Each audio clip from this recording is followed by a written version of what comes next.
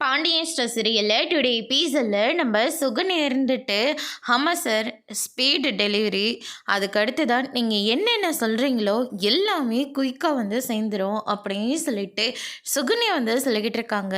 எந்த தெருவில் சார் அப்படின்னு சொல்லிட்டு கேட்கவும், ஓ பக்கத்து தெருவு தானா, அப்போனா நானே கொண்டு வந்து கொடுத்துறேன் சார் அப்படின்னு சொல்லிட்டு சுகன்யா வந்து ஒரு கஸ்டமரை பிடிச்சிடுறாங்க. அதுக்கு அடுத்து தான் வந்து பார்த்திங்கன்னா, என்ன சித்தி நீங்களே எல்லா டெலிவரியும் பண்ணிக்கிட்டு இருக்கீங்களா? ஆமாடா, அவரும் ஒத்தால இருந்துட்டு என்ன பண்ண முடியும், அதனால தான் அவருக்கு துணையா நானும் இருக்கேன் அப்படின்னு சொல்லிட்டு சுகன்யா வந்து சொல்லிக்கிட்டு இருக்காங்க. ரொம்ப சூப்பர் சித்தி அப்படின்னு சொல்லிட்டு குமார் இருந்துட்டு நம்ம சுகன்யா வந்து ரொம்பவே பாராட்டிட்டு இருக்காங்க. அதுக்கு அடுத்ததான் வந்து பார்த்திங்கன்னா 2 பேர் பாண்டியனோட கடையில் சரக்கு வாங்குறதுக்காக போகிறாங்க. ஆனால் அவங்கள வழி மறிச்சு, அக்கா அக்கா எங்கே போகிறீங்க, என்னம்மா இது, மளிகை பொருளெல்லாம் வாங்கிட்டு வரதுக்காக போகிறோம். என்னக்கா பக்கத்துலேயே கடையை வச்சுக்கிட்டு நீங்கள் என்னடனா அவ்வளோ தூரம் நடந்து போய் வாங்கிட்டு வரதா சொல்கிறீங்க?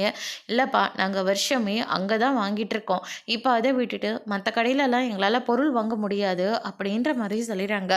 அக்கா, நாங்கள் 500 ரூபாய்க்கு பொருள் வாங்கினாக்க நாங்கள் சோப்பு 2 நாள் ஃப்ரீயாக தரோம். அது மட்டும் இல்லை, 1000 ரூபாய்க்கு பொருள் வாங்கினா சக்கரைலாம் ஃப்ரீயாக தருவோம் அப்படின்ற மாதிரி என்னென்னமோ சொல்லிக்கிட்டு இருக்காங்க. அதுக்கு அடுத்ததா சரி நம்ம இங்கே வாங்கிடுவோமா அப்படின்னு சொல்லிட்டு பொருள் எல்லாமே நம்ம சுகன்யாவோட கடையிலே வாங்குறாங்க. அக்கா, நீங்கள் நான் சொன்ன மாதிரி உங்களுக்கு பொருளெல்லாம் எக்ஸ்ட்ராவே வச்சுருக்கேன் அப்படின்னு சொல்லிட்டு சுகன்யா வந்து சொல்லிட்டு இருக்காங்க. அதுக்கு அடுத்ததான் அவங்க போனதுக்கப்புறமா பழனி இருந்துட்டு என்ன காரியம் பண்ணிட்டு இருக்க நீ அப்படின்னு சொல்லிட்டு கேட்கவும், என்ன சித்தப்பா சித்தியை போய் எப்படி கேட்டுருக்கீங்க, வியாபாரம் பார்த்துட்டு இருக்காங்க, அதெல்லாம் எனக்கு தெரியுது. அந்த கடைக்கு போகிறவங்கள எதுக்காக வழி மறித்து இந்த மாதிரி ஃப்ரீயாக கொடுக்குறேன்னு சொல்லி அவங்கக்கிட்டே வியாபாரம் பார்த்துட்ருக்கீங்க அப்படின்னு சொல்லிட்டு கேட்கவும், நீங்கள் தானே சொன்னீங்க அந்த கடையோட பேரை யூஸ் பண்ணி இந்த கடையில் எந்த பொருளையும் விற்கக்கூடாதுன்னு.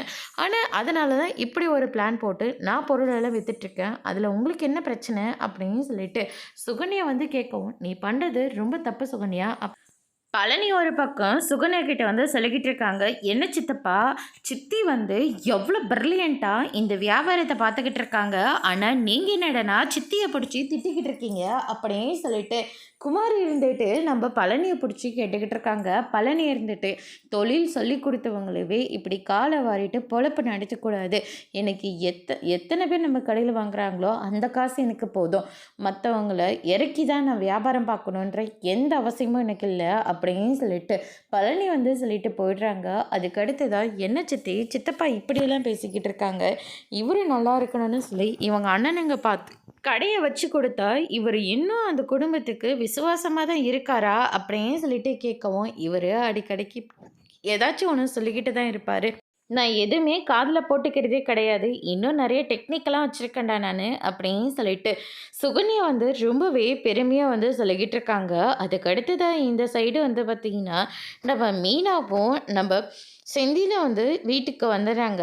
வந்த உடனே வந்து பார்த்திங்கன்னா வீட்டுக்கு தேவையான எல்லா மளிகை பொருளும் வாங்கிட்டு வராங்க.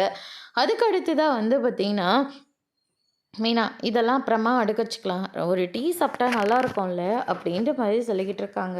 ஆமாங்க, டீ சாப்பிட்டா நல்லா தான் இருக்கும், ஆனால் அது போய் யாருங்க போடுறது அப்படின்னு சொல்லிட்டு மீனா வந்து சொல்லிக்கிட்டு இருக்கவும், ஏண்டி டீ போடுறதுக்கெல்லாம் மாதிரி ஆள் தேவைப்படுது அப்படின்னு சொல்லிட்டு நம்ம செந்தில ஒரு பக்கம் சொல்லிக்கிட்டு இருக்காங்க. அதுக்கு அடுத்ததான் வந்து பார்த்திங்கன்னா, என்ன இது ஒரு நாளைக்கு சமைக்கிறதுக்கே 300 ரூபாய்க்கு மேலே காய்கறி இதே லிஸ்ட்டு வந்துடுச்சு, இதே தினம் தினம் இப்படியே சமைச்சாக்க அவ்வளோதான் போல இருக்கே, என்னங்க பண்ணுறது, நம்ம வாங்கிட்டு வந்திருக்கிறதெல்லாம் ஒரு நாளைக்கெல்லாம் ஆகாது, எப்படியும் ஒரு 2 வாரம் அந்த மாதிரி பொருளெல்லாம் தேவைப்படும். ஏங்க நீங்கள் மளிகை கடையில் தானே இருந்தீங்க, ஏன் உங்களுக்கு தெரியலையா விலைவாசியெல்லாம் எவ்வளோ இருக்குன்னு, இப்போ நீங்கள் வாங்குற போது மட்டும் இவ்வளோ சலிச்சுக்கிறீங்க அப்படின்னு சொல்லிட்டு மீனா வந்து கேட்டுட்ருக்காங்க. தெரியும், ஆனால் இருந்தாலும் 2 பேர்த்துக்கு இவ்வளோ ஆகுதா அப்படின்னு சொல்லிட்டு செந்தில் வந்து கணக்கு போட ஆரம்பிக்கிறாங்க.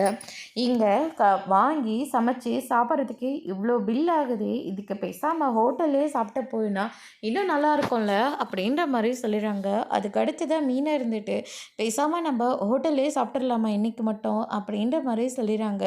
அதுக்கு அடுத்ததாக ஐயோ அதெல்லாம் ஒன்றும் வேண்டாம், எவ்வளோ டைம் ஆனாலும் சரி வீட்டிலே செஞ்சு சாப்பிடுவோம், இவ்வளோ முந்திரி பருப்பு வாங்கியிருக்கோம், நீ என்னென்னமோ வாங்கியிருக்கோம், ரவைக்கு எதுக்கு அதெல்லாம், ஏங்க அதெல்லாம் போட்டு சாப்பிட்டதாங்க ரவை உப்புமா சாப்பிட்ட மாதிரி இருக்குது, இல்லாட்டி சாப்பிட்ட மாதிரி இருக்கவே மாட்டேங்குது அப்படின்னு சொல்லிட்டு நம்ம மீனா வந்து சொல்லிக்கிட்டு இருக்காங்க. அதுக்கு அடுத்ததாக வந்து பார்த்திங்கன்னா சரி இப்போதைக்கு டீ மட்டும் போட்டு குடிக்கலாம், அப்புறமா வேணா கூட சமைச்சு மெதுவாக சாப்பிட்டுக்கலாம் அப்படின்னு சொல்லிட்டு நம்ம செந்தில் வந்து முடிவெடுக்கிறாங்க. மீனாவும் டீ போடலான்னு சொல்லி மீனாக்கு ஃபோன் வரதுனால ஃபோன் பேச ஆரம்பிச்சிடுறாங்க. டீ போடவே மறந்துடுறாங்க.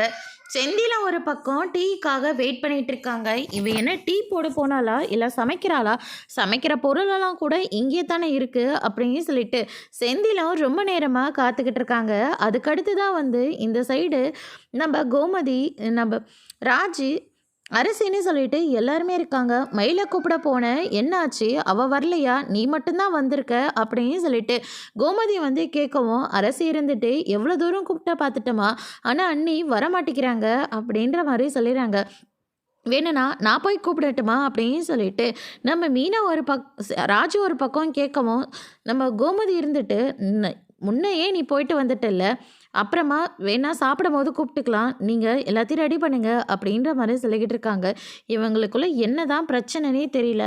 கடையிலேருந்து வந்ததுலேருந்தே அழுந்துக்கிட்டு தான் வந்தா. அப்படி என்னதான் நடந்திருக்குமா அப்படின்னு சொல்லிட்டு அரசி வந்து கேட்கவும், உன்ன மாதிரி நானும் வீட்டில் தாண்டி இருக்கேன், எனக்கு எப்படி தெரியும் அப்படின்னு சொல்லிட்டு கோமதி ஒரு பக்கம் சொல்லிக்கிட்டு இருக்காங்க. அதுக்கு அடுத்ததாக நம்ம கதிர் இருந்துட்டு ஸ்வீட்டோட வீட்டுக்கு வராங்க. நம்ம அரசிக்கிட்டே குடுக்குறாங்க. ராஜி வந்து கைய நீட்டுறாங்க. அதனால ராஜி ஒரு பக்கம் கோவப்படுறாங்க. "அண்ணி நம்ம 2 பேரும் ஷேர் பண்ணி சாப்பிட்டுக்கலாம்" அப்படின்னு சொல்லிட்டு ரொம்பவே சந்தோஷமா சாப்பிட்றாங்க. "என்னடி பொண்டாட்டி வந்ததும் அம்மாகிட்டயும், தங்கச்சிகிட்டயும் எதுவும் குடுக்கக்கூடாதுன்னு நினைக்கிறீங்களா?" அப்படின்னு சொல்லிட்டு கேட்கவும், "வாங்கிட்டு வந்து குடுத்தது எனக்கு பிரச்சனை இல்லை. எனக்கும் ஏதாச்சும் வாங்கிட்டு வந்திருக்கலாம்" அப்படின்னு சொல்லிட்டு ராஜி வந்து சொல்லிடுறாங்க. "அண்ணி, அண்ணி எனக்கு வாங்கினா என்ன? உங்களுக்கு வாங்கினா என்ன? எனக்கும் ஸ்வீட் பிடிக்கும், உங்களுக்கும் ஸ்வீட் பிடிக்கும். நம்ம 2 பேரும் ஷேர் பண்ணி சாப்பிட்டுக்கலாம். இந்தாங்க அண்ணி" அப்படின்னு சொல்லிட்டு ரொம்பவே ஜாலியாக சாப்பிட்டுட்டு இருக்காங்க. இதை கதிர் பார்த்து ரொம்பவே சந்தோஷப்படுறாரு. அதுக்கு அடுத்து தான் வந்து பார்த்தீங்கன்னா, நம்ம சரவணன் வந்து கடையில் வியாபாரம் பார்த்துட்டு இருக்காங்க. அவங்க கஸ்டமர் போனதுக்கப்புறமா, "அப்பா என்னாச்சுப்பா? ஏன்ப்பா என் கூட பேச மாட்டேன்றீங்க? நான் பண்ணது எல்லாமே தப்பு தான். அதுக்காக நீங்கள் என் கூட பேசாமல் இருக்க போகிறீங்களா? நான்லாம் யார்கிட்டையும் எதையும் கேட்கறதா இல்லை. எல்லாரும் என்னை கேட்டால் பண்ணிகிட்ருக்கீங்க. அவங்கவுங்க இஷ்டத்துக்கு என்னென்னமோ பண்ணுறீங்க, பண்ணுங்க" அப்படின்னு சொல்லிட்டு நம்ம பாண்டியன் ஒரு பக்கம் சொல்லிக்கிட்டு இருக்காங்க. அதுக்கு அடுத்ததாக எல்லாரும் வீட்டுக்கு வந்துடுறாங்க. வந்த உடனே வந்து பார்த்திங்கன்னா, கோமதி இருந்துட்டு, "இப்போவே கேட்டுடலாமா, இல்லை அப்புறமா கேட்டுக்கலாமா? கேட்கணும்னு தோணுது, பேசாமல் கேட்டுருவோம். டேய் உனக்கும் மயிலுக்கும் என்னடா பிரச்சனை? எதுக்காக அவள் கடையிலேருந்து வந்ததுலேருந்து உள்ளே போய் ரூம் கதவை சாத்தினவ தான் இன்ன வரைக்கும் வெளியவே வரலை, அழுந்துக்கிட்டே இருக்கா. அப்படி என்ன தாண்டா பிரச்சனை அப்படின்னு சொல்லிட்டு கேட்கவும், "அதெல்லாம் ஒன்றும் இல்லைம்மா, நான் அப்புறமா மயிலை பார்த்து பேசிக்கிறேன், நான் பார்த்துக்கிறேன்" அப்படின்ற மாதிரி சொல்கிறாங்க. உடனே பாண்டியன் இருந்துட்டு, "அவன் தான் நான் பார்த்துக்கிறேன்னு சொல்கிறான்ல, எல்லாத்தையும் அவனே பார்த்துக்கிட்டோம். வீட்டில் திட்டுறதுன்னு பத்தாம கடைக்கு போகிறது, அங்கேயும் திட்டுறது, அது பத்தலைன்னு நடு ரோட்டில் வச்சு அந்த பொண்ணை திட்டிகிட்டு இருக்காண்டி பார்க்கவே ரொம்ப கஷ்டமாக போச்சு. அதனால தான் ஒரு ஆட்டோவை பிடிச்சி மயிலை வீட்டுக்கு வர சொன்னேன். ஆனால் இவனுக்குள்ளே என்னதான் பிரச்சனைன்னு தெரியல. சரி நம்ம சமாதானம் பண்ணலாம் அப்படின்னு சொல்லிட்டு கேட்டால் அவன் வாயவே திறக்க மாட்டேன்றான்" அப்படின்ற மாதிரி சொல்லிடுறாங்க. அதுக்கு அடுத்ததான் எல்லாரும் சாப்பிட்டுட்டு இருக்காங்க. அப்போ மயிலையும் கோமதி கூட்டிகிட்டு வந்து பக்கத்தில் போய் உட்கார சொல்கிறாங்க. ஆனால் மயில் இருந்துட்டு சரவணனை பார்க்குறாங்க. சரவணன் மயிலை பார்க்குறதே இல்லை, அவ்வளோ கோவத்தில் இருக்கார். அதோட இன்னைக்கான எபிசோட் முடிச்சிருக்காங்க. இனி பாண்டியன் ஸ்டோரில் அடுத்தடுத்து என்னெல்லாம் நடக்க போகுதுன்றதை வெயிட் பண்ணி பார்க்கலாம். தேங்க்யூ.